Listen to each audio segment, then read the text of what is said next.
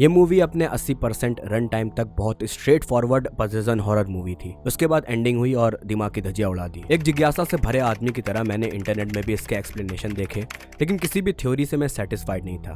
तो सबकी थ्योरी पढ़ के उसमें घंटों तक विचार करने के बाद मैंने ये वीडियो बनाई है। सबसे पहले तो वो एंडिंग कंफ्यूजिंग क्यों है, तो मैं तुम लोगों को इस फिल्म के मेन पॉइंट्स एक्सप्लेन कर देता हूँ। इसमें 4 कैरेक्टर्स इंपॉर्टेंट है। सबसे पहले मिंक, जिसके ऊपर बुरी स्पिरिट चढ़ी होती है। पूरी मूवी का प्राइमरी ऑब्जेक्टिव इसी पे चढ़ी इविल स्पिरिट का एक्सॉर्सिज्म करना होता है। दूसरी इसकी माँ नोई, तीसरी नोई की छोटी बहन निम, जो कि फिल्म में हमारी पॉइंट ऑफ व्यू होती है, और चौथा नाम है बायान, जो कि इनके क्लैन की गार्जियन डीटी होती है। इनके क्लैन की फीमेल्स को सही समय आने पे गॉडेस बायान का होस्ट बनना पड़ता है। गॉडेस ने बड़ी बहन नोई को चुना होता है, पर शैमनिज्म की लाइफ से बचने के लिए नोई खुद को क्रिश्चियनिटी में कन्वर्ट करा लेती है और छोटी बहन निम को बायान का होस्ट बनना पड़ता है। नोई का पति हार्ट अटैक से मर जाता है और इस चीज का खुलासा होता है कि उसके फैमिली के मर्द काफी जल्दी मर जाते हैं।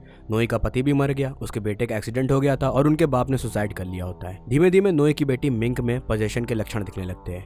निम डिड्यूस करती है कि बायान ने मिंग को अपना अगला होस्ट चुना है, क्योंकि जब वो होस्ट बनने वाली थी तो वो भी ऐसे ही बीमार रहती थी। फिर नोई अपनी बेटी को भी होस्ट बनाने से मना कर देती है। फिर वही पता चलता है कि नोई का बेटा एक्सीडेंट में नहीं मरा था, बल्कि उसने सुसाइड किया था और उसका मिंग के साथ इंसेस्टुअस रिलेशनशिप था। और इन लोग ये डिड्यूस करते हैं कि उसी की आत्मा मिंग को परेशान कर रही है, लेकिन उसमें भी बात रिजॉल्व नहीं होती है। नोई को लगता है कि उसने बायान को ठुकरा दिया था, इसलिए वो इनकी फैमिली से गुस्सा है और बदले में मिंग को पनिश कर रहा है। तो नोई बिना निम को बताए एक शैमन को ढूंढ के मिंग को बायान का होस्ट बनाने की सेरेमनी चालू कर देती है, जो कि फेल हो जाता है और मिंग पे पोजेशन और ज्यादा हावी हो जाता है।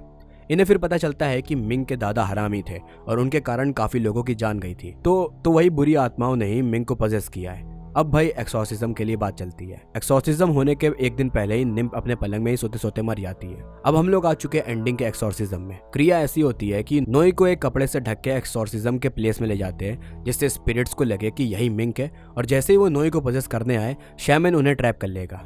दूसरी तरफ पजेस्ड मिंग को इन लोगों ने एक कमरे के अंदर बंद कर दिया है। गेट के बाहर मैजिकल बैरियर सा लगा दिया होता है और कुछ लोगों को वहां रखवाली करने के लिए रख दिया होता है कि कुछ भी हो जाए ये गेट खुलना नहीं चाहिए। लेकिन चुतियापे के कारण कोई गेट खोल ही देता है और फिर भोकाल मच जाता है। इधर उधर लोग मरते हैं, स्पिरिट शैमन को भी पजेस करके मार डालती है। अब इसी बीच एक बेहद विचित्र बकवास होता है। नोई यहाँ पे हंसने लगती है और कहती है कि उसके अंदर बायान की आत्मा आ गई है और वो एक्सॉर्सिज्म कंटिन्यू रखने को कहती है। लेकिन फिर वो पूरे क्रिया को उल्टा कर देती है और वहां मौजूद सारे लोग पजेस्ड होकर पागलों की तरह हरकत करते हैं और सुसाइड कर लेते हैं। फिर मिंग भी अपने मम्मी के पास आ जाती है और नोई, जिसके अंदर अब बायान की स्पिरिट है, वो अपनी बेटी से आत्मा को एक्सरसाइज करने लगती है।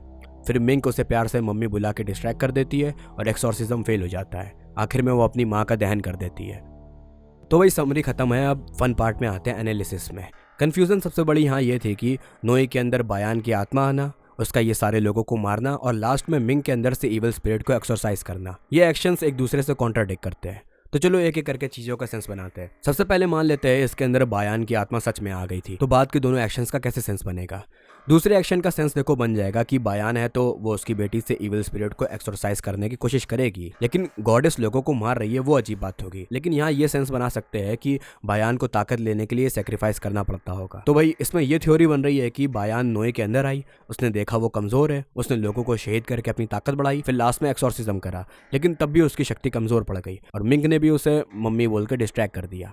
ये थ्योरी मुझे इसलिए अच्छी नहीं लगती है क्योंकि फिल्म में दिखाया जाता है कि बायान की मूर्ति का सर कट के जमीन में गिरा होता है। तो उस सिंबलिज्म से मैं ये समझ रहा कि फिल्म मुझे बताना चाहती है कि बायान अब इनकी मदद नहीं करेगी। अब मान लेते हैं कि इसके अंदर एक बुरी आत्मा आई थी जो इस औरत को बेवकूफ बना रही थी कि वही बायान है, तो अब लोगों को मारने का सेंस बनता है। और ये नोई का इस तरीके से ऑलमोस्ट रोने जैसा हंसने का भी सेंस बन रहा होता है, क्योंकि उसे लग रहा है कि बायान है पर ये लोगों को क्यों मार रही है। अब लेकिन दूसरे एक्शन में ये थ्योरी कमजोर पड़ जाती है, क्योंकि भाई अगर ये बुरी आत्मा है तो ये एक्सॉर्सिज्म क्यों करने लगी।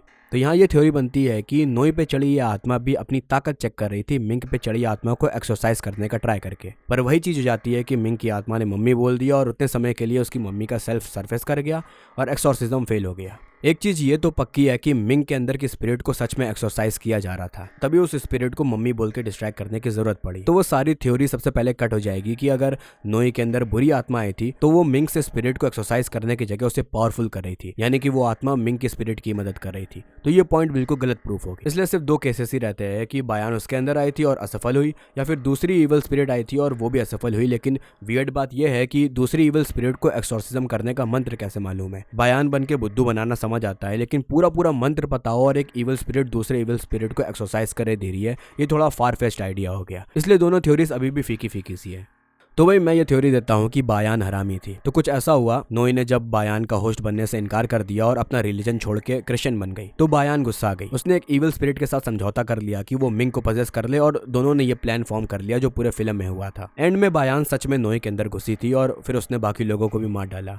फिर जब आखिर में बायान का सारा काम हो गया तो वो चाहती थी कि मिंग के अंदर से वो स्पिरिट निकल जाए, फिर वो मिंग और नोई दोनों को मार डालेगी और केओस उसके कंट्रोल में रहेगा। लेकिन मिंग के अंदर वाली स्पिरिट चालाक थी, उसने मम्मी बोल के चाल चल दिया और बायान के होस्ट को पहले ही मार दिया, जिससे उसे कोई एक्सरसाइज ना कर पाए और वो अपना केओस जारी रखे। तो ये थी मेरी थ्योरी इस फिल्म को लेके। इतनी ज्यादा मजेदार मूवी थी ये। जिस भी फिल्म में ये गुड एंड इवल स्पिरिट्स के बीच के लाइन को ब्लर करते हैं मुझे भाई बड़ा पसंद है। हॉलीवुड की हॉरर फिल्म में गुड वर्सेस इवल होगा तो बिल्कुल ब्लैक एंड व्हाइट रख देते हैं। एशियंस अलग लेवल पे खेलते हैं इस कॉन्सेप्ट में। तुम लोगों ने द वेलिंग देखी होगी जो कि सेम राइटर ने लिखी है, तो उसमें तो भाई शैमन्स तक डीमन से मिले होते हैं और एक्सॉर्सिज्म करने की जगह डीमंस को उल्टा घर में घुसने में मदद कर देते हैं। बाकी तुम लोगों ने द मीडियम देखी है तो अपनी थ्योरीज मुझसे शेयर करो। ऐसे एनालिसिस या हॉरर में तुम्हें और वीडियो देखनी है तो स्क्रीन पर प्ले लिस्ट आ रही होगी। मिलते हैं फिर अगले वीडियो में, तब तक की नींबू चाट के अपने अंदर आत्मा बुलाओ। बाय।